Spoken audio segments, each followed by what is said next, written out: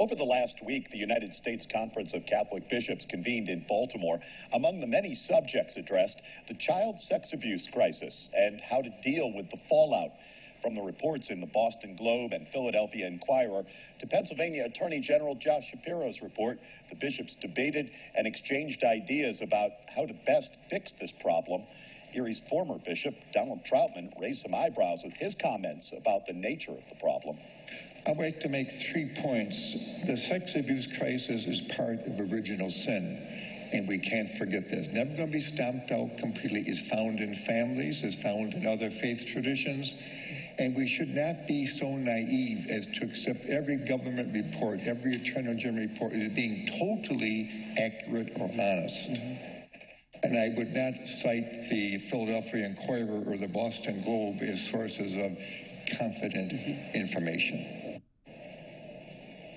More about this is Erie Catholic Bishop Lawrence Persico. Bishop Persico, thank you, first of all. I want to ask you right away your response to the comments by Bishop Trautman at the conference. Yeah, well, I was there, so I heard them, and obviously it was the way he was feeling, and that was his opinion. I didn't quite interpret what he was saying the way he read it, but then again, that's the way he responded to the documents that we had. Doesn't what Bishop Trautman said run opposite to where you've been publicly on this? Yes, and I mean, that's his opinion. I can't stop him from having opinions. Then doesn't it make your job leading the Diocese of Erie more difficult to have another bishop saying things publicly that run counter to what you're trying to say? Well, I think the people just have to understand who the Bishop of Erie is. Bishop Trautman is retired. He doesn't represent the diocese. So what he's doing is giving his personal opinion, not the direction of the diocese. Is it safe to say you wish he hadn't made them? I don't. People who know Bishop Trautman know that he will say what he wants to say. So.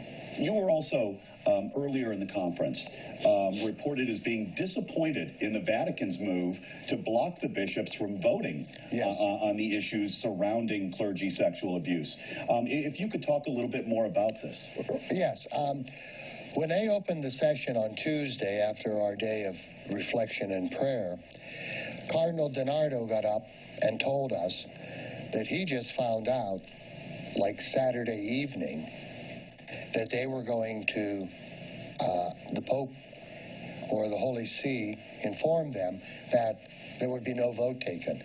Well, to say the least, the people were not disappointed. We were. But one of the bishops, Cardinal Blaise Cupich of Chicago, immediately got up and said, let's move forward anyway. We may not have to take a vote, but let's move forward. And I think that was fine, because we had a lot of good dialogue and discussion, and we basically came up with a consensus on what we were going to propose anyways. What's the most important thing that came out of this conference? Bishops have to be held accountable is one thing. We need lay review boards to review the behavior of bishops. And also, we need a procedure for retired or removed bishops. And by that, I mean bishops who may have not committed abuse, but were negligent in their duty. I want to ask you one more question. Sure. Earlier this week, we aired a report in which we spoke with Father Nowak, who is down at St. Anthony of Padua now, the parish where David Polson had been pastor. Right. I asked Father Nowak about the job of rebuilding trust. Could it be done? His quote was, months, no, years, maybe, in my lifetime, I hope. Sure. What does that speak? How does that speak to the job ahead? It's going to be difficult because a lot of the bishops, and I included in this, believe that this is not going to go away overnight. that this will be with us for a long time, because once you break trust, it takes a long time for trust to be returned.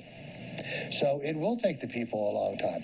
We have to show by what we do that we believe that we have to make changes. And I think what the bishops were talking about at the conference are steps in the right direction. Bishop Lawrence Persico, thank you for your time. You're welcome, Sean. We'll be right back.